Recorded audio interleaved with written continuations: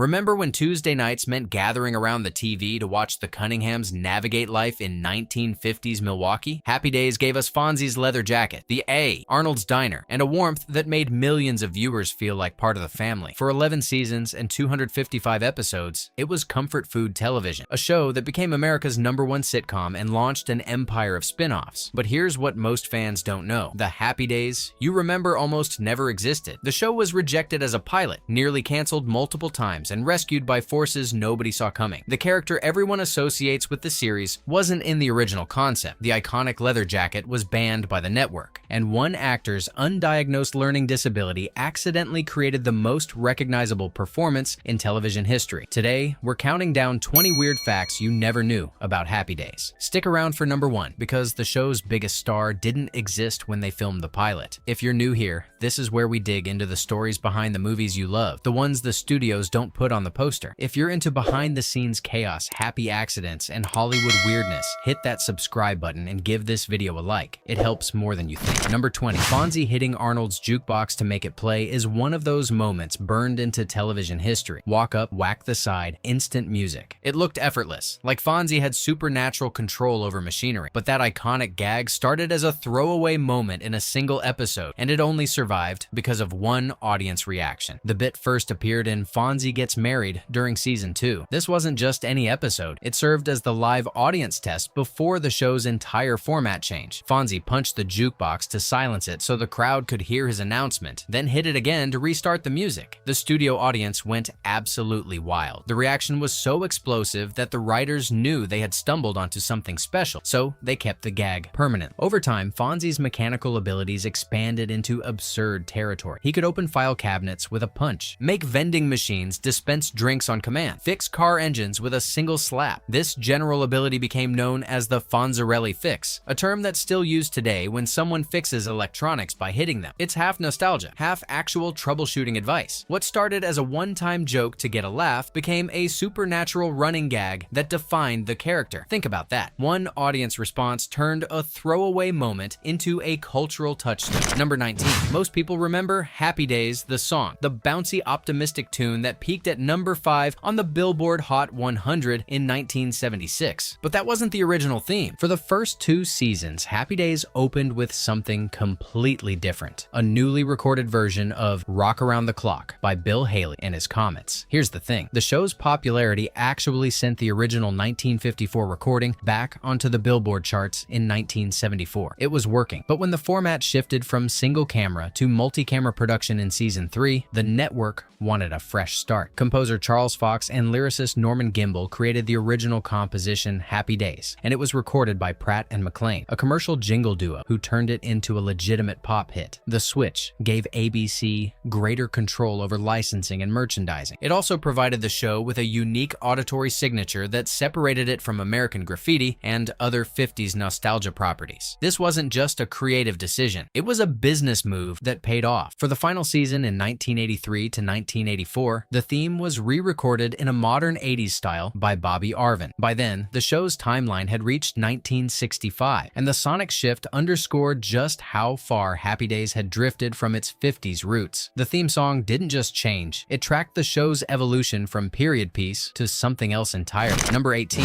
Creator Garry Marshall had a secret weapon for managing egos and maintaining camaraderie on set, a cast softball team. He founded it in the mid-70s with a simple philosophy: a family that plays together stays together, and it worked. The team included cast and crew from Happy Days, plus members of Laverne and Shirley and Mork and Mindy. Guest players included Tom Hanks, Robin Williams, Tony Danza, Penny Marshall, and Rob Reiner. They played in major league stadiums across the United States and even toured with the USO in Germany and Japan. It wasn't just a publicity stunt, it was team building disguised as recreation. Henry Winkler, hampered by dyslexia-related coordination issues, was the pitcher. He later admitted, "All I could do was pitch, I couldn't catch. So when the ball was hit to me, I turned my body and stopped the ball. I was black and blue on my left side for 7 years. That's dedication, literally taking hits for the team." Anson Williams credited the softball team directly for the show's longevity. He said Marshall told them, "You'll always have the back of your teammate," and playing ball together carried that mindset onto the set. Marshall also hosted weekly basketball games at his home, where Ron Howard reportedly excelled. It sounds simple, but keeping a cast happy for 11 seasons requires more than good scripts. Sometimes, It requires actual teamwork. Number 17, Ralph Malph, the wisecracking, girl-chasing goofball who rounded out Richie and Potsy's trio. He didn't exist in the original pilot. He wasn't written into the show's early development. He only exists because Donnie Most walked into an audition for a completely different role and impressed Garry Marshall so much that Marshall invented a character specifically for him. Most originally auditioned for either Richie or Potsy. Accounts differ, and Most himself said he tried out for Potsy. Either way, Marshall was so taken with Most's energy and comic timing that he created the Ralph Malph character on the spot, a role that hadn't existed before his audition. Most landed it on his third callback. This was a pattern for Marshall. If an actor impressed him during casting, he'd find a way to use them, even if it meant rewriting the show's structure. Ralph became one of the core characters for the entire 11-season run, delivering catchphrases like "I still got it," and serving as the comic relief that balanced Richie's earnestness and Potsy's naivety. The writers quickly discovered that Ralph's wisecracks and one-liners gave scenes an energy they didn't have before, all because Most walked into an audition for a different part and made an impression. That's how close Ralph Malph came to never existing, and without him, the dynamic of the main trio would have been fundamentally different. Number 16, the episode Hollywood Part 3 aired on September 20th, 1977 during Season 5. Over 30 million viewers watched Fonzie waterski over a penned shark while wearing swim trunks and his leather jacket. It was peak Happy Days, broad, physical, spectacle-driven comedy designed to keep audiences entertained during a 3-part story arc. The stunt originated because Henry Winkler's father kept pressuring him with the same advice: tell Garry Marshall that you waterski. Ron Howard confirmed that Winkler was genuinely skilled, so the writers built an episode around it. Written by Fred Fox Jr., the scene was shot on location and played as pure entertainment. At the time, there was zero criticism. The show remained in the top 5 for years afterward. The phrase "jump the shark" wasn't even coined until 1985, when University of Michigan student Sean Connolly used it during a late-night conversation about when TV shows start their decline. His roommate, John Hine, popularized the concept, eventually launching a website called Jump the Shark in 1997. Fox defended his script in a 2010 Los Angeles Times op-ed, asking, if this was really the beginning of a downward spiral, why did the show stay on the air for 6 more seasons and shoot an additional 164 episodes? Winkler has been characteristically relaxed about it, joking that he became the only actor who jumped the shark twice, once on Happy Days and once on Arrested Development. Number 15. The Cunningham family originally had 3 children. Eldest son Chuck was played by Gavin O'Herlihy for 9 episodes of Season 1. He was the jock older brother, the all-American athlete who should have been a central character. But O'Herlihy left voluntarily after half a season, telling an interviewer years later, "I hung around for a half season, then asked out of the contract. It wasn't my cup of tea." Randolph Roberts replaced him for just 2 episodes in Season 2, and then Chuck simply vanished. No explanation, no farewell episode, no acknowledgement that he ever exists. By later seasons, Ron Howard and Marion Ross were referring to having 2 children as if Chuck had never been born. Garry Marshall's explanation was refreshingly pragmatic. He said, "It soon became obvious that Fonzie was the older brother, and that was the relationship that was working. So I just said, let's just have Chuck disappear, and let's see how much mail we get." We didn't get much. Henry Winkler confirmed this, saying, "The Fonz became the older brother. They couldn't write for 2 older brothers, so they sent Chuck upstairs, and he never came down." This disappearance gave rise to the pop culture term Chuck Cunningham syndrome, now used industry-wide for any TV character who vanishes without explanation. It's become a legitimate piece of television vocabulary, all because the writers realized they didn't need Chuck anymore and just stopped writing. Number 14. Happy Days' first 2 seasons were shot single camera with a laugh track, more like a film than a traditional sitcom. Garry Marshall called this his artistic period. The stories were small and character-driven, centered on Richie's teenage experiences navigating high school, dating, and family life. Fonzie was subdued, almost brooding, a supporting character who added edge but didn't dominate scenes. Then, near cancellation forced a radical format change. The test run came with the episode Fonzie Gets Married, filmed before a live studio audience for the first time. Ron Howard recalled the electricity in the room, saying, "People were screaming when Henry would appear. It was kind of wild." That energy convinced the producers to commit fully. From Season 3 onward in 1975, the show became a 3-camera production filmed before a live audience. The physical sets were completely rebuilt. The Cunningham house was rearranged. The front door switched sides to accommodate camera angles and audience sightlines. Arnold's Diner was widened with a central entrance so performers could make big theatrical entrances. The impact on tone was dramatic. The AV Club's 2012 analysis characterized it as a loud, boisterous episode where everything's pitched so that everybody in the studio audience can hear every line. Winkler's more subdued performance performance became much broader. Producer Brian Levant reflected, "Becoming an audience-driven show unleashed the actors' personalities. The third season, the fourth season, they just sizzled with energy. The show didn't just change its production method, it changed its entire identity." Number 13. Despite Fonzie being television's most iconic biker, Henry Winkler was absolutely petrified of motorcycles. He essentially never rode one on camera during the show's entire 11-season run. The reason? Dyslexia. Winkler told People magazine, "I am so dyslexic, I couldn't figure out what was the gas, what was the gear, what was the brake, and I nearly killed the head of cinematography on Happy Days." On stage 5 at Paramount, he tried to ride just 5 feet for a camera test. He confused the gas and brake, shot forward into the sound truck, and had to slide underneath it to avoid serious injury. The crew retrieved the rented motorcycle first, then helped Winkler out. He joked to Jennifer Hudson years later, they took the bike out first because they rented that. Season 1 motorcycle wrangler Chris Haynes recalled, "I spent time trying to teach Henry Winkler how to ride it, but he was scared to death of it." The opening credits shot of Fonzie riding up a hill represents roughly 17 seconds of actual riding, the only time Winkler ever truly rode on camera during the show's entire run. For the remaining 10 years, the production team mounted the motorcycle on a board with rubber wheels and pulled it across the set with a truck. Winkler leaned on the stationary bike just convincingly enough that audiences never questioned it. He sold the illusion through body language and confidence, turning a major limitation into one of television's most enduring images.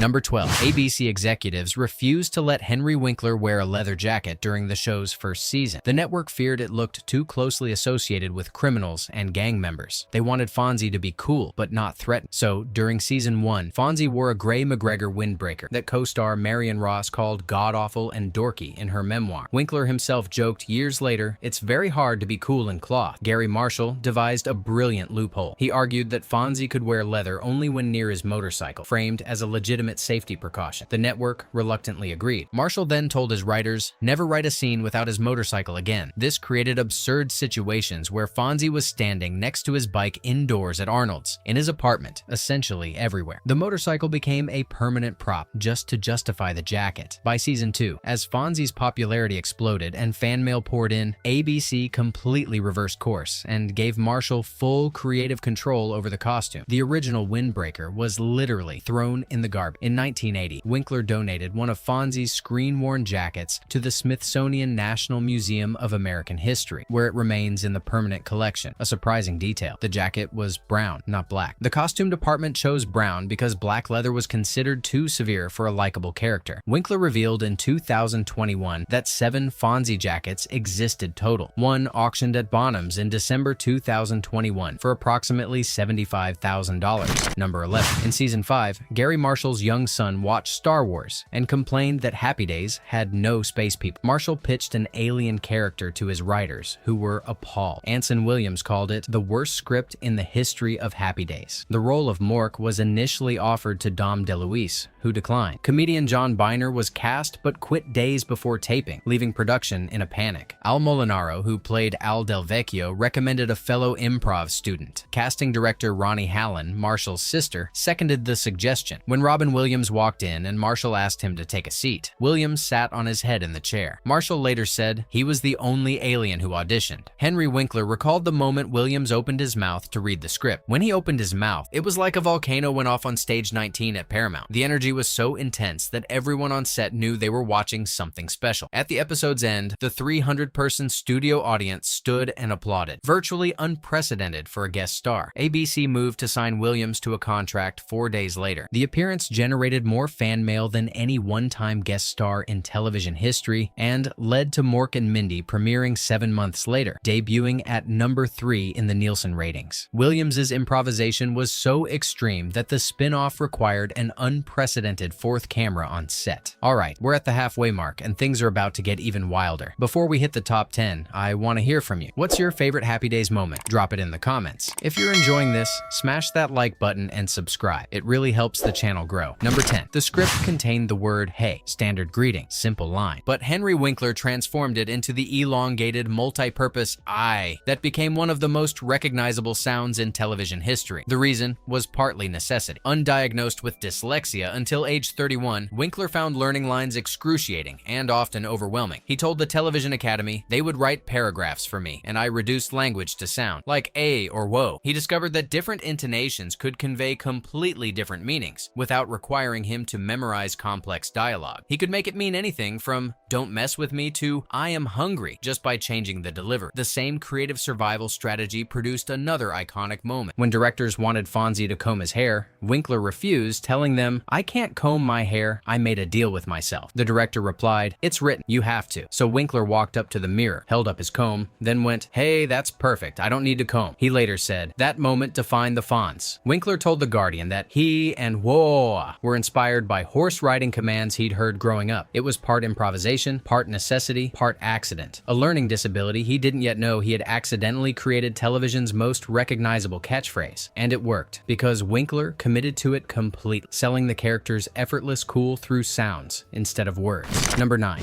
Mickey Dolenz, drummer and vocalist for the Monkees, was reportedly Garry Marshall's initial favorite for the role of Fonzie, after Marshall saw him play a biker in a 1972 episode of Adam 12. Dolenz confirmed to People magazine that he auditioned and believes he was the second choice. The problem? At 6 feet tall, Dolenz towered over the rest of the cast. Marshall wanted Fonzie at eye level with the other actors to maintain the ensemble dynamic. Michael Nesmith, also of the Monkees, auditioned as well, so the role of Fonzie almost went to a member of one of the biggest pop groups of the 60s. Imagine that alternate timeline. Mickey Dolenz as Arthur Fonzarelli. The character was originally going to be named Arthur Maschiarelli, which was Garry Marshall's real Italian surname. The nickname would be MASH, but ABC forced a change because it would remind viewers of CBS's rival show MASH, which was dominating the ratings at the time. Writer Bob Bruner suggested Arthur Fonzarelli instead, and the name stuck. It's one of those sliding door moments in casting. If Dolenz had been shorter, or if the network hadn't worried about the height difference, or if Henry Winkler had arrived a day later to his audition, the entire trajectory of television history changes. Fonzie as we know him, the short, vulnerable, emotionally complex tough guy, only exists because the taller, more conventionally handsome option didn't fit Marshall's vision. Number 8. After a respectable number 16 Nielsen finish in season 1, Happy Days cratered in season 2. The show fell out of the top 20, and renewal was suddenly in jeopardy. The culprit? CBS programming chief Fred Silverman deliberately scheduled the hit spin-off Good Times directly against Happy Days in a calculated move to destroy it. It worked. The ratings tanked, and ABC told Garry Marshall that a third season renewal hung in the balance. Then came one of television's great ironies. In 1975, Fred Silverman was named president of ABC, meaning he now had to rescue the very show he'd tried to kill. It's the kind of twist you couldn't write in a sitcom because it would feel too convenient, but it happened. Silverman pushed for the format overhaul that would transform the series, filming before a live studio audience instead of the single camera setup. Marshall, who had done the identical transformation on The Odd Couple after its first season, was immediately open to it. He knew it could work because he'd already proven it could work. The retool worked spectacularly. By the 1976 to 1977 season, Happy Days was the #1 show in America, ending the 5-year Nielsen reign of All in the Family. Fred Silverman had to save what he tried to destroy, and in doing so, he created a television juggernaut that would dominate the ratings for years. The executive who wanted Happy Days dead became the executive who made it unstoppable. Number 7. Henry Winkler arrived in Los Angeles on September 18, 1973. A 27-year-old Yale School of Drama graduate with undiagnosed dyslexia, hair down to his shoulders, and almost no screen credits. His agent, Joan Scott, pushed him to audition despite his insistence that "I can't be in a series because I was trained for the theater." He drove to Paramount in a rented green Capri, walked into a room full of familiar TV faces, and felt his heart sink. The script gave Fonzie approximately 6 lines. Winkler couldn't fully read the script due to his dyslexia, so he essentially improvised the entire audition. He told the Michelle Obama and Craig Robinson podcast, "I only have 6 lines, and I don't know where it came from. I looked at the other actor and I said, 'Hey, don't look at me like that.' I changed my voice. I'm a scared, short Jew. I'm playing a tall Italian. I threw the script up in the air. I walked out of the room." Garry Marshall had envisioned someone completely different. He wrote in his memoir, "I thought I wanted a tall, handsome blonde, and in walked a short, dark-haired actor." It was producer Tom Miller who championed Winkler over Marshall's initial skepticism. On October 30th, 1973, Winkler's 28th birthday, Miller called with the offer. Winkler had one condition: "If you let me show the emotional side to this guy when he takes off his jacket." They said yes. I said yes. The Fonz was born. Number 6. At Christmas 1975, ABC gave every cast member identical identical wallets as holiday gifts, except Henry Winkler, who received a VCR worth thousands of dollars, a luxury item in 1975. The message was clear. Winkler was the star now, and the network wanted everyone to know it. Shortly after, ABC floated the idea of renaming the show Fonzie's Happy Days. Ron Howard drew a hard line. He told Vulture in 2025, "The optics of now being in a show called Fonzie's Happy Days, my ego wouldn't allow for that. I wasn't bluffing. I would have left." He added, "My contract, I'm sure, had no clause connected to titles. They could have changed the title and expected me to show up Monday morning." Critically, Henry Winkler himself opposed the change. He told the New York Times in 2024, "They came to me at ABC and they wanted to change the title to Fonzie's Happy Days. I said, if you do that, it is an insult to everybody I'm working with. Why fix something that isn't broken?" Garry Marshall sided with both actors, and the title stayed. Despite the amicable resolution, the experience left a mark. Howard eventually felt marginalized by his own show and departed after season 7 in 1980 to pursue directing, launching a career that would produce Splash, Apollo 13, and A Beautiful Mind. His first feature after leaving, Night Shift, in 1982, starring Henry Winkler. Number 5. The pilot was filmed in late 1971 as New Family in Town. When it finally got picked up as a series nearly 3 years later, only 3 actors survived the transition. Ron Howard as Richie, Marion Ross as Mrs. Cunningham, and Anson Williams as Potsy. Everyone else was replaced, recast, or eliminated entirely. Harold Gould played Howard Cunningham in the pilot, but he took a theater commitment abroad during the production delay. Tom Bosley, a Tony Award winner for the Broadway musical Fiorello, stepped in as the new patriarch. Susan Neher played Joni in the pilot. She was replaced by 13-year-old Erin Moran, reportedly at Anson Williams' suggestion after they'd worked together on a TV movie. Here's the crucial part. Fonzie did not exist in the original pilot at all. Neither did Ralph Malph. Both characters were created fresh for the series when it was picked up in 1974. The pilot featured a completely different ensemble, a different tone, and a different vision for what the show would be. Think about that. The show that audiences remember, the show that became a cultural phenomenon, was built almost entirely from scratch, using only 3 actors from the original concept. Everything else, the characters, the relationships, the energy, was constructed during those 2 years the pilot sat on a shelf. The Happy Days that premiered in January 1974 was essentially a different show that happened to share the same title and 3 cast members. That's how drastically it changed. Number 4. The connection between Happy Days and American Graffiti is one of Hollywood's great chain reactions. In 1972, George Lucas was in pre-production on his nostalgia film about teenagers cruising the streets of small-town California in 1962. He needed a lead actor who could convincingly play a teenager, and he asked to view the shelved Happy Days pilot to assess whether Ron Howard could pull it off. Lucas immediately cast Howard as Steve Belander, one of the film's central characters. When American Graffiti became one of the top-grossing films of 1973, it triggered a massive wave of 50s nostalgia across the country. Suddenly, poodle skirts, drive-ins, and sock hops were culturally relevant again. A BC executive, Michael Eisner, remembered the dusty pilot sitting in Paramount's vault and rushed it to air. Composer Charles Fox confirmed the sequence to the Television Academy Foundation, saying they loved that show, but they decided that they weren't ready to revisit the 50s, so they put it in the can until George Lucas's picture American Graffiti came out. Happy Days premiered as a mid-season replacement on January 15, 1974, nearly 3 years after its pilot was filmed. The show even adopted a nearly identical visual style to the film, neon titles, Rock Around the Clock as the theme, and drive-in restaurant imagery. Without George Lucas's casting decision, Happy Days might have stayed buried in that vault forever. Number 3. In late winter 1971, Michael Eisner, then an ABC programming executive, was snowed in at Newark Airport. Stuck in the terminal with nothing to do, he bumped into Tom Miller, head of development at Paramount Television. Eisner said, "Tom, this is ridiculous. We're wasting our time here. Let's write a show." That conversation, born out of boredom and a winter storm, produced a treatment for a 50s-set family sitcom. ABC initially wanted a show set in the 1920s or 30s, the Flappers era, but creator Garry Marshall countered that he knew nothing about that period and pushed for the 50s instead, a time he actually remembered and understood. Paramount's own research department rejected the concept, insisting viewers weren't interested in the nostalgia of the 50s. They were wrong. The pilot was filmed in late 1971, rejected as a series, and dumped into the anthology series Love, American Style under the title Love and the Television Set. It aired on February 25, 1972. Marshall originally wanted to call the show cool, but test audiences thought it was a cigarette brand. His producer suggested Happy Days instead. Marshall later told The Guardian, "I wanted the show to be called Cool, but test audiences thought it was a brand of cigarette. So my producer said, how about Happy Days?" An airport delay and a chance encounter created one of television's most successful franchises. Number 2. Fonzie was not in the original pilot. When the character was created for the series, he was designed as a minor supporting character, a stupid foil to the real star, Ron Howard. Garry Marshall told the Television Academy he was really written to just point and do gestures and say very little. In season 1, Henry Winkler was billed in the closing credits, not the opening. By season 3, he shared top billing with Ron Howard. By season 8, he had sole top billing. The shift happened because audiences responded to Winkler with unexpected ferocity. Marshall recalled on NPR, the gate guard at Paramount said, "I'm watching the show. I like the tough guy." The fan mail poured in. Parents wrote in saying their kids were imitating Fonzie. Teenagers wanted to be him. The character that was originally conceived as a Marlon Brando-style brooding greaser became a warm, loyal, secretly vulnerable hero, largely because of the condition Winkler set at his hiring. When Fonzie declared everybody is allowed to read in one episode, library card signups across the country surged 500%. A public service announcement featuring Fonzie had more impact than entire literacy campaigns. He wasn't just a character, he became a cultural force that influenced real-world behavior. A character created with 6 lines became a phenomenon that redefined the show, launched a career, and entered the permanent collection of the Smithsonian. Number 1. The most shocking fact about Happy Days is this: Fonzie wasn't part of the show's original vision at all. The 1972 pilot, titled Love and the Television Set, featured Ron Howard as Richie, Marion Ross as Mrs. Cunningham, and Anson Williams as Potsy. But no Arthur Fonzarelli, no leather jacket, no motorcycle, no Ayyy, no jukebox punch, none of it. The character who became synonymous with Happy Days, the character who defined an era and became more famous than the show itself, was invented after the pilot was filmed and rejected. When the show finally got picked up nearly 2 years later, creators added Fonzie as a minor supporting character. He was designed to be a stupid foil who pointed and gestured with minimal dialogue, 6 lines per episode, tops. Everything audiences remember: the catchphrases, the cool persona, the warmth beneath the tough exterior, the cultural impact, came from a last-minute addition to a show that had already been rejected once. And it came from one Yale-trained actor with undiagnosed dyslexia who threw a script in the air and walked out of his audition room. Happy Days without Fonzie would have been an entirely different show. In fact, it was, for 2 years, sitting unwatched in Paramount's vault. The character everyone associates with the series, the performance that became iconic, the jacket that's now in the Smithsonian, none of it was part of the plan. It was all improvisation born from necessity. Happy Days survived because its creators repeatedly adapted under pressure, rebuilding their vision to chase what worked. The show that began as Garry Marshall's quiet exploration of 50s adolescence became a phenomenon built around a character who started with 6 lines. Nearly every element audiences associate with the show, the leather jacket, the Ayyy, the jukebox punch, emerged from improvisation, network battles, and one actor's creative response to a learning disability he didn't yet know he had. The fact that Jump the Shark came from a show that ran 6 more successful seasons afterward proves that perceived decline doesn't always match reality. Happy Days wasn't planned. It was rescued, rebuilt, and reimagined, and that's exactly why it worked. If this video surprised you, drop your favorite fact in the comments. Like, subscribe, and share this with someone who loves this show as much as you do. And as always, sit on it.